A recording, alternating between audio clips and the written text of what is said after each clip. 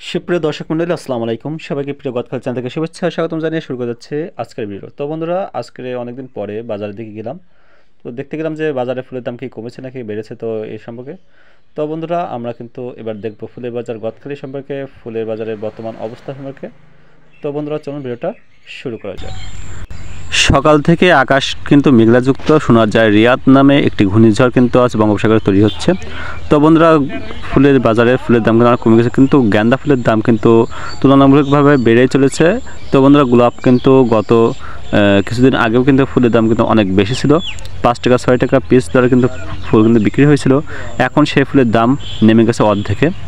তো বন্ধুরা, দেখতে পাচ্ছেন বড় ফুলের বাজার, ফুলগুলো কিন্তু আছে সব লাইন বাই লাইন কিন্তু সাইকেলে কিন্তু বাঁধা আছে। তো বন্ধুরা, এটাই আমাদের গদখালি ফুলের বাজার, যেখানে সবথেকে বেশি উৎপাদন হয় গোলাপ ফুল।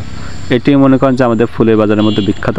তো বন্ধুরা, দেখতে পাচ্ছেন বিভিন্ন রং বেরঙের ফুল কিন্তু এখানে আছে। তাছাড়া এখন আমাদের এখানে কিন্তু নির্বাচন চলছে, সেগুলো কিন্তু আপনারা কিন্তু লক্ষ্য করতে পাচ্ছেন। তো এটাই আছে আমাদের গোলাপ ফুল। এখানে দেখতে পাচ্ছেন জলসর আছে, রজনীগন্ধা, ভুট্টা এবং হচ্ছে জারবেরা ফুল।